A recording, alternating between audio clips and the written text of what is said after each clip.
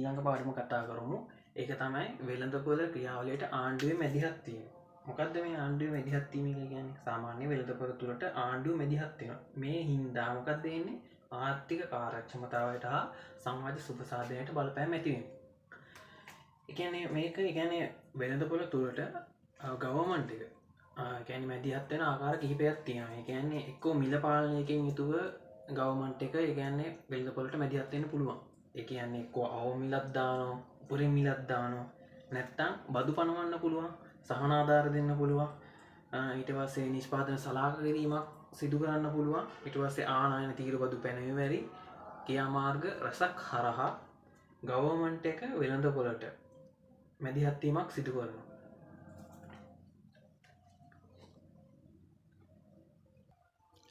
එතකොට දැන් මේ වෙළඳපොළක් ගත්තොත් මේ වී වෙළඳපොළක් කියලා හිතමුකෝ.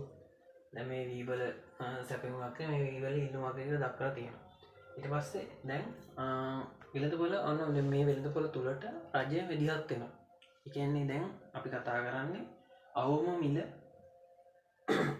තමයි දැන් කතා කරන්න යන්නේ. ඔන්න දැන් මේ වී වෙළඳපොළක්. ඔන්න දැන් වී වලට සාමාන්‍යයෙන් ඔන්න රජය කියන්නේ සාමාන්‍යයෙන් වෙලෙන්ද මිලක් නියම කරලා තියෙනවා. දැන් 130යි කියලා මේකට. ඊට පස්සේ 130 ප්‍රමාණය සාමාන්‍යයෙන් ඔන්න 500ක් විතර දාමු. මේ උපකල්පනයක්. ඔන්න. දැන් රජය තීරණය කරනවා මෙන්න මේ 130 මිල. ඒ කියන්නේ සමතුලිත මිලනේ. සමතුලිත මිල. ඒ කියන්නේ 130 මිලට මෙම භාණ්ඩය අලෙවි කිරීම. ඒ කියන්නේ නිෂ්පාදකයාට අවාසි කියලා හිතනවා. අවාසි කියලා හිතලා රජය මොකද්ද කරන්නේ? මේකට අවම මිලක් නියම කරනවා. අවම මිල නියම කරන්නේ මෙන්න මේ 130ට වැඩිය ඉහළ මිලක්. හේතුව මොකද? මේ මිලට අලෙවි කිරීම නිෂ්පාදකයාට අවාසිදායකයයි රජය සිතූ හින්දා තමයි ඒකට අවම මිලක් දාන්නේ. අනිවාර්යෙන් අවම මිලක් දාන්නේ මෙන්න මේ සමතුලිත මිලට වඩා ඉහළ මිලක් තමයි අවම මිලක් කියලා කියන්නේ. අවම මිලක් කියලා මෙන්න මේක තමයි අවම මිල. ඕන්න 130ට වැඩි ඉහළ මිලක්. ඊට පස්සේ අපි බලමු උපරිම මිලක්. උපරිම මිලක් කියලා කියන්නේ දැන් ඔන්න දැන් මේක V කියමු. දැන් මේ අපි ඉස්සර කියන්නේ නිෂ්පාදකයාට දාලා කතා කරා. දැන් පාරිභෝගිකයාට දාලා කතා කරමු. දැන් පාරිභෝගිකයා ඔන්න දැන් මේ V කිලෝවක් 130ට ගත්තා කියමු. ඔන්න දැන් රජයේ තීරණය කරනවා මේ 130ට මේ විලදී ගැනීම ඒ කියන්නේ පාරිභෝගිකයාට අවාසි. ඒ කියන්නේ අලාභයි. ඔන්න මේ වගේ අවස්ථාවලදී රජය මොකද්ද කරන්නේ? මේකට මැදිහත් වෙලා මේකට උපරිම මිලක් දානවා. ඔන්න උපරිම මිලක් දෙනවා. ඔන්න ඒක 120 කියලා දාමු. ඔන්න දැන් මොකද? උපරිම මිල දාන්නේ අනිවාර්යෙන් ඒ කියන්නේ සමතුලිත මිලට වඩා පහත් මිලක් තමයි උපරිම මිලක් කියලා දාන්නේ.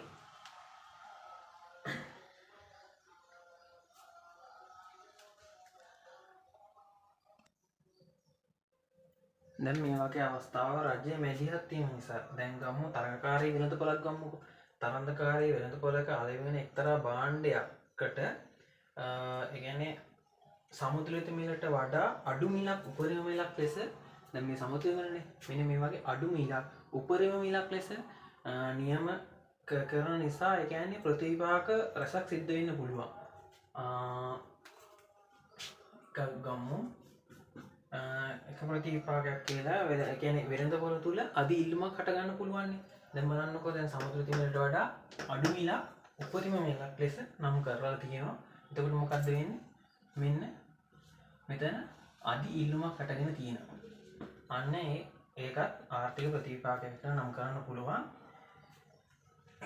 එතකොට සමහර වෙලාවට දැන් මිල නොවන යාන්ත්‍රණ මේ අවස්ථාවේදී ක්‍රියාත්මක වෙන්න පුළුවන්. මිල නොවන යාන්ත්‍රණ. ඒ දෙවෙනි ආර්ථික ප්‍රතිපාක තමයි ඒක. මිල නොවන යාන්ත්‍රණ. දැන් බලන්නකෝ. දැන් උපරිම මිලක් දැම්ම සමතුලිත මිලට වඩා පහත් මිලක් උපරිම මිලක් ලෙස දැම්මම මොකද්ද වෙන්නේ? අධි ඉල්ලුමක් හට ගන්නවනේ. අධි ඉල්ලුම. ඒ කියන්නේ අතිරික්ත ඉල්ලුමක් තියෙනවා. ඒ කියන්නේ භාණ්ඩ පොඩ්ඩයි තියෙන්නේ. භාණ්ඩ පොඩ්ඩයි ඉල්ලුම ගොඩාක් තියෙනවා. දැන් මොකද්ද කරන්නේ? මිල නොවන යාන්ත්‍රණය ක්‍රියාත්මක වෙනවා. ඒ කියන්නේ අර ප්‍රවෘත්ති වලම කියන්නේ කළු කඩ නිර්මාණය වෙන කියන්නේ අන්න මේ වගේ අවස්ථාවක තමයි කළු කඩ නිර්මාණය වෙන්නේ. ඒ කියන්නේ දැන් මිනිස්සු මොකද්ද කරන්නේ? මේක රජයට හොරා වැඩි මිලකට විකුණන්න බෑ. අන්න ඒක තමයි කළු කඩයක් කියලා කියන්නේ. එතකොට මෙන්න මේ කළු කඩ මිල සාමාන්‍ය මෙන්න මෙතෙන්ට එනකම්ම යන්න පුළුවන්. මෙතෙන්ට එනකම්ම යන්න පුළුවන් කළු කඩ මිල. ඇයි බාණ්ඩ පොඩ්ඩක් නේ තියෙන්නේ? ඉල්ලුම ගොඩක් තියෙනවා. සමහර මිනිස්සු කැමති ඒක ඕන ගාණක් දීලා මිල දී ගන්න සමහර මිනිස්සු කැමති. ඊට පස්සේ සාමාන්‍යයෙන් මෙතන සලාගපත් රජ විසින් නිකුත් කරනවා. ඒ කියන්නේ අර ඉස්තර සලාගපත් කියලා දීන්නේ. අන්න ඒ වගේ නිකුත් කරනවා. ඊට පස්සේ පෝලිං ක්‍රමවේදයක් ඇති වෙන්නත් පුළුවන්. ඔන්න බාණ්ඩ ටිකයි තියෙන්නේ. උදුවම මිනිස්සු බර ගාණක් උදේ කඩේ හරි ගම පෝලිමේ ඉන්න ඔන්න ඔය බාණ්ඩ ටික ගන්න. ඊට පස්සේ සාමාන්‍යයෙන් සමහර මිනිස්සු අල්ලස් මගේ. ඒ කියන්නේ වැඩිපුර දීලා මිල දී ගන්නවා. ඒ කියන්නේ අල්ලස් දීලා වගේ මිල දී ගන්නත් පුළුවන් මේ බාණ්ඩය. සාමාන්‍යයෙන් ඊට පස්සේ දැන් බාණ්ඩ හිඟයිනේ. අදීවිමත් තියෙන බාණ්ඩ හිඟයි. ඒ වගේ අවස්ථාවකදී ඒ කියන්නේ අර හිඟ බාණ්ඩය සොයන්න මිනිස්සුන්ට වැඩි කාලයක් යනවා. සාමාන්‍යයෙන් වැඩි කාලයක් යනවා. සාමාන්‍යයෙන් මුදල් යනවා, පිරිවැයක් යනවා. සාමාන්‍යයෙන් මේ වගේ අවස්ථාවේදී මොකද්ද වෙන්නේ? උපරිම මිලක් පැනවීම නිසා නිෂ්පාදන අතිරික්තය අඩු වෙනවා. අර කලින් සටහන් කරපු මෙන්න මේ නිෂ්පාදන අතිරික්තය මේක අඩු වෙනවා. උපරිම මිලක් ගණන නිෂ්පාදන අතිරික්තය අඩු වෙනවා. ඊට පස්සේ මේ වගේ අවස්ථාවකදී සම්පත් බෙදා වෙන් කිරීමේ අකාර්යක්ෂමතාවයක් පවතිනවා. ඒ කියන්නේ ආන්තික පිරිවැය ආන්තික පිරිවැයට ඒ කියන්නේ MC සමානයි MB වෙන්න ඕනනේ. නමුත් මෙන්න මේ අවස්ථාවේදී මේක ඉටු වෙන්නේ නැහැ. ඒ කියන්නේ ආන්තික පිරිවැය ආන්තික අයබාරයට සමාන වෙන්නේ නැහැ මේ අවස්ථාවේදී. ඒ කියන්නේ සමතුලිත මිලට වඩා අඩු මිලක් උපරිම මිල ලෙස නියම කිරීම නිසා මෙන්න මේ කොන්දේසි ඉටු වෙන්නේ නැහැ. ඒ කියන්නේ සම්පත් බෙදා වෙන් කිරීමේ අකාර්යක්ෂමතාවයක් මෙහි පවතිනවා.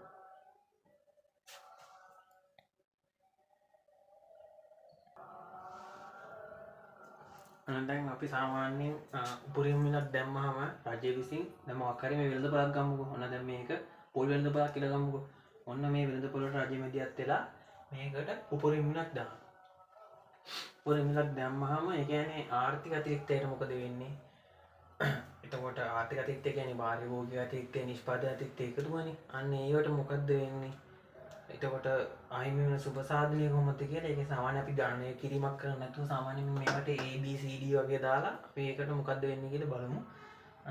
සාමාන්‍යයෙන් දැන් මම කිව්වේ පොල් වෙළඳපොළක් කියලා. ඔන්න දැන් මේකට රජය මැදිහත් වෙලා උපරිම මිලක් දානවා. සාමාන්‍යයෙන් දැන් මේ සමුද්‍රිත මිලනේ. ඔන්න සමුද්‍රිත මිල සාමාන්‍යයෙන් අපි මේකට දාමු සමුද්‍රිත මිල P2 කියලා දාමු. එතකොට සමුද්‍රිත ප්‍රමාණයක් Q2 කියලා දාමු. දැන් මෙන්න මේකට රජය මැදිහත් වෙලා උපරිම මිලක් දාමු. ඔන්න දැන් අපි මෙන්න මේක දාමු උපරිම මිල. උපරිම මිලක් දැම්මා P1 කියලා උපරිම මිලක් දැම්මා.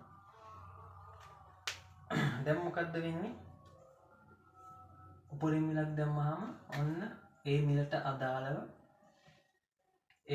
අදාළව සැපයුම තියෙන්නේ මෙච්චරයි.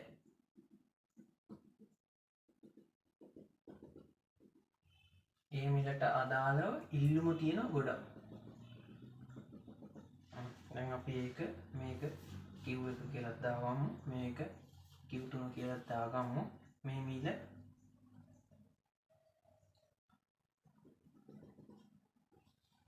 P3 කියලා දාගමු. දැන් මොකද්ද වෙන්නේ?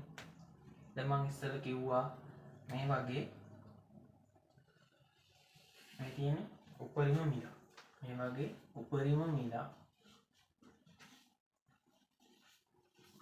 මිලක් නියම කරපු ඉන්න මොකද්ද වෙන්නේ? මේ තියෙන සපේර තියෙන මෙච්චර ඉල්ලුමක් තියෙනවා. ඒ කියන්නේ අධි ඉල්ලුමක් ඒ අවස්ථාවේදී හටගෙන තියෙනවා. දැන් අපි බලමු මේක පාරිභෝගික අතිරික්තය, නිෂ්පාදන අතිරික්තය මොකද්ද වෙන්නේ කියලා. මේකට අපි දැන් මේක සංකේත දාගමුකෝ. A B C D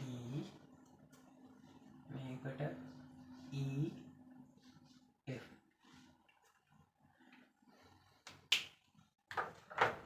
දැන් මම ඉස්සෙල්ලා පළවෙනි පාඩමේදී කිව්වා මෙන්න මේවා මේ තියෙන පාරිභෝගික අතිරික්තය මේ තියෙන නිෂ්පාදන අතිරික්තය. එතකොට දැන් අපි බලමු ওই සංකේත වලින් කොහොමද ඒ කියන්නේ මේක වෙනස් වෙන්නේ කීයද බලමු. සමුද්‍රිත මිල හා ප්‍රමාණය තමයි මේ තියෙන්නේ. P2යි Q2යි. එතකොට අති ඉල්ලුම. දැන් අධි ඉල්ලුම කියන්නේ එතකොට අධි ඉල්ලුම කියන්නේ මෙන්න මේ Q3 අඩු කොන්න Q1 ඒක තමයි අධි ඉල්ලුම.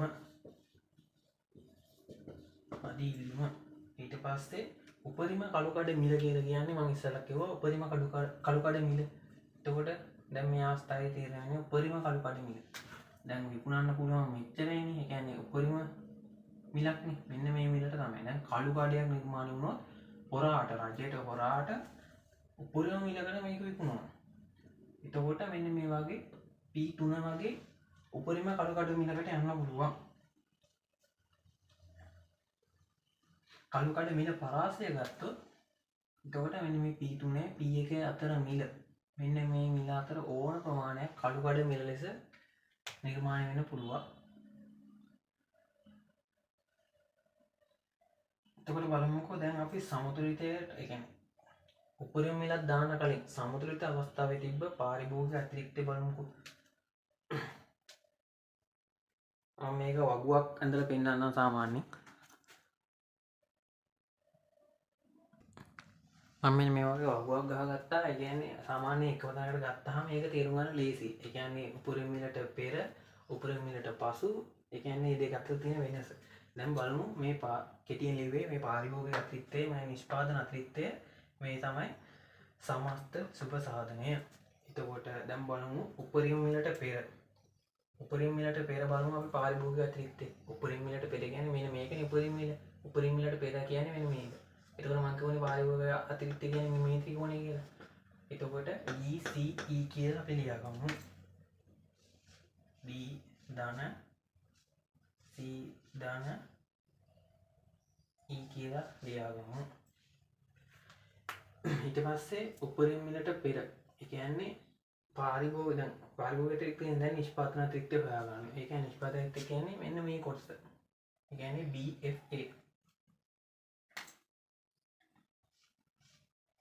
A ධන C ධන F කියලා ගන්නවා. ඊට පස්සේ සමස්ත සුබ සාධනය කියන්නේ මේ සේරම. ඒ කියන්නේ ආර්ථික අතිරික්තය මේ දෙකේ එකතුවනේ.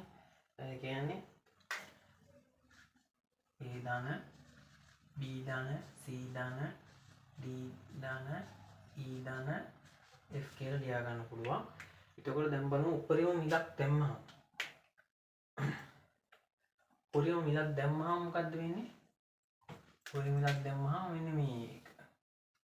ඊට පස්සේ දැන් මොකද්ද වෙලා තියෙන්නේ? පාරිභෝගික අතිරික්තය නිෂ්පාදන අතිරික්තය මොකද වෙලා තියෙන්නේ? උපරිම මිලක් දාපු එකෙන් දැන් පාරිභෝගික අතිරික්තය වෙලා තියෙන්නේ මෙන්න මේ ටික. DCB D ධන C ධන B. ඊට පස්සේ දැන් නිෂ්පාදන අතිරික්තය මොකද වෙලා තියෙන්නේ? මෙන්න මේ ටික විතරයි නිෂ්පාදන අතිරික්තයට ඇවිල්ලා තියෙන්නේ. ඒ කියන්නේ ඒ කොටස විතර. ඊට පස්සේ බලමු සමස්ත සුබ සාධනය කියන්නේ එතකොට මෙන්න මේ සේරකෙම එකතුව. A ධන B ධන C ධන D. දැන් බලමු වෙනස. දැන් බලන්න DCE මෙතන DCB තියෙන්නේ. මොකද්ද මෙතන අඩු? E අඩුයි. E අඩු වෙලා මෙතන එතකොට B අඩු වෙලා තියෙනවා.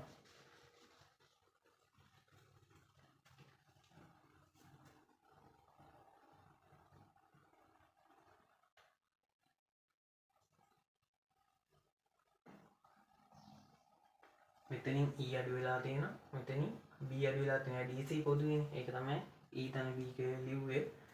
ඊට පස්සේ දැන් මෙතන බලන්නකො A තියෙනවා නම් B ධන F දෙකේම නැහැනේ. ඒකින්ද මෙතන B ධන F කියලා ගත්තා. ඊට පස්සේ අහිමි වෙන සුබ සාධනය. දැන් බලන්නකො මෙතන ABCD තියෙනවා. මෙතන ABCD තියෙනවා. නමුත් EF නැහැ. මෙන්න මේ EF එක අන්න ඒක තමයි දක්වන්නේ අහිමි වන සමාජ සුබ සාධනය. මෙන්න මේක. අහිමි වන සමාජ සුබ සාධනය කියලා දක්වන්නේ. එතකොට මෙන්න මේ කොටස. එතකොට පාරිභෝගික අතිරික්තය වෙන්නේ මේ ටික, නිෂ්පාදන අතිරික්තය වෙන්නේ මේ ටික. බලන්නකො එතකොට කලින් උපරිම මිලක් දැම්මම නිෂ්පාදන අතිරික්තයටයි පාරිභෝගික අතිරික්තය මොකද්ද වෙන්නේ කියලා. ඊට පස්සේ අහිමි වෙන සමාජ සුභසාධනයට එතකොට මෙන්න මේ වගේ කොටසක් අහිමි වෙන සභා, ඒ කියන්නේ අහිමි වෙන සමාජ සුභසාධනය කියලා දක්වන්න පුළුවන්.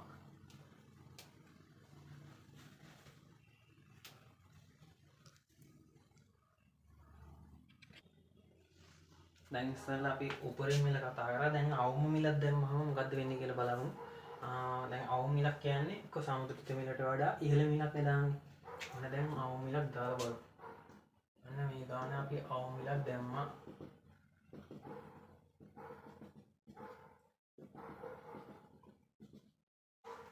දැන් මොකද්ද වෙන්නේ? කලින් තිබ්බට වැඩිය මිල යොන්න චුට්ටක් ඉහළ ගිහිල්ලා තියෙනවා. ඒක P එක කියලා දක්වනවා.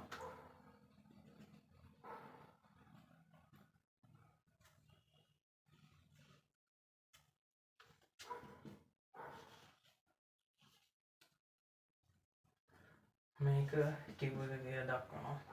මේක කිව්වද කියලා දක්වනවා. දැන් මේ මොකද්ද? දාලා තියෙන්නේ අවම මිල. මේ අවම මිල. දැන් මොකද්ද වෙන්නේ? අවම මිලක් දැම්මහම බලන්නකො නිෂ්පාදන අතිරික්තයටයි පාරිභෝගික අතිරික්තයටයි මොකද්ද වෙන්නේ කියලා. අපි ඒ වගේ තර වගේ සංකේත දාලා මේ කතා කරමු බලමු.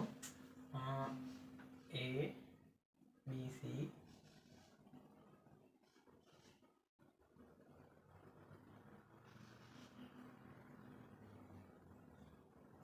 F H මෙතන G මෙතන I down මෙතන G down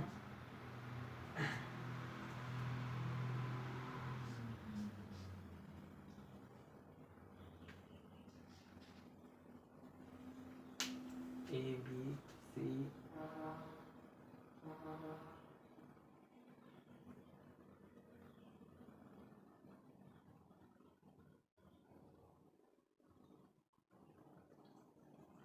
දැන් බලමු අපි මොකද්ද වෙන්නේ කියලා. පාරිභෝගික අතිරික්තය නිෂ්පාදන අතිරික්තය මොකද්ද වෙන්නේ කියලා බලමු. දැන් බලමු අවම මිලට පෙර පාරිභෝගික අතිරික්තය මොකද්ද? සමුද්‍රිත අවස්ථාවේදී. ඒ කියන්නේ මෙන්න මේ අවස්ථාවේදී පාරිභෝගික අතිරික්තය මොකද්ද? ABC.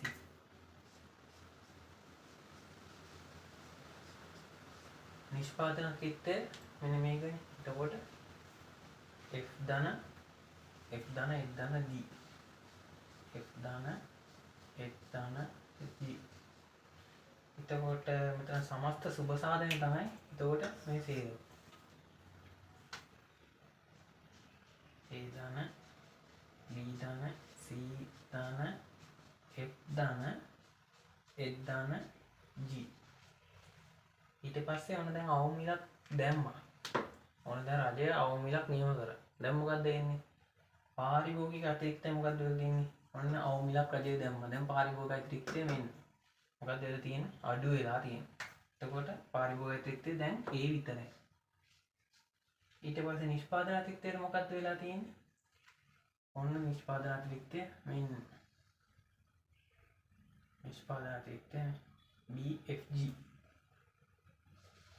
B ධන F ධන G. එතකොට සමස්ත සුභ සාධනය මොකද්ද? මේ සේරගෙම එකතු.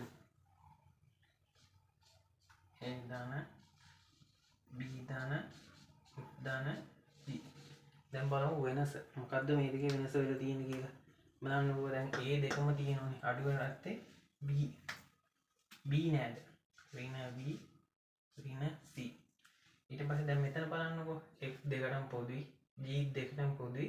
එතකොට නැත්තේ මොකද්ද? H නෑ B නෑ. ඍණ H ඍණ B. මෙතන බලන්නකො දැන් A B C D F G වල නම් තියෙනවා A B F G තියෙනවා. එතකොට නැත්තේ ඍණ C ඍණ H. මොකද්ද වෙලා තියෙන්නේ? එතකොට CH කියලා කියන්නේ අහිමි වෙන සුභ සාධන.